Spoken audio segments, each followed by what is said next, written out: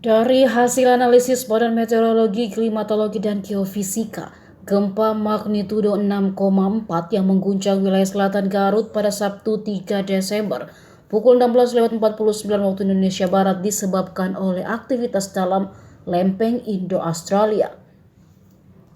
Gempa bumi yang terjadi merupakan jenis gempa menengah akibat deformasi atau patahan dalam lempeng Indo-Australia yang menunjam ke bawah Jawa Barat, ungkap Kepala Pusat Gempa Bumi dan Tsunami BMKG Daryono dalam keterangan resminya. Sementara hasil analisis mekanisme sumber menunjukkan bahwa gempa bumi memiliki mekanisme pergerakan geser atau strike slip. Gempa yang terjadi kemarin sore tidak menunjukkan adanya anomali muka laut atau dengan kata lain tidak berpotensi tsunami. Kendati demikian, gempa di wilayah Garut Tasik sudah terjadi beberapa kali dan memakan korban jiwa. Dari catatan BMKG, setidaknya ada 5 gempa kuat yang pernah mengguncang wilayah Garut Tasik, hingga membuat bangunan rusak parah dan menimbulkan ratusan korban jiwa. Dampak gempa Garut terparah terjadi pada tahun 2006. Berikut rinciannya.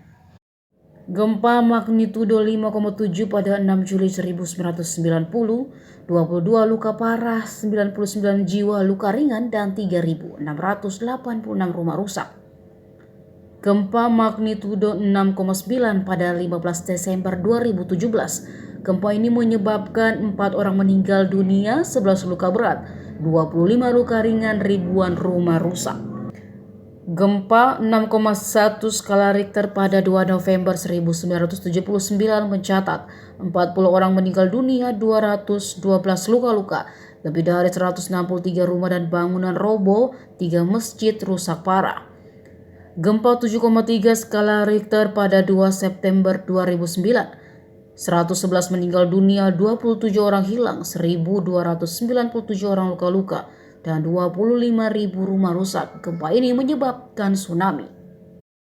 Terkait dengan gempa Garut yang terjadi kemarin, Daryono mengimbau masyarakat tetap tenang dan waspada akan adanya gempa susulan yang masih mungkin terjadi.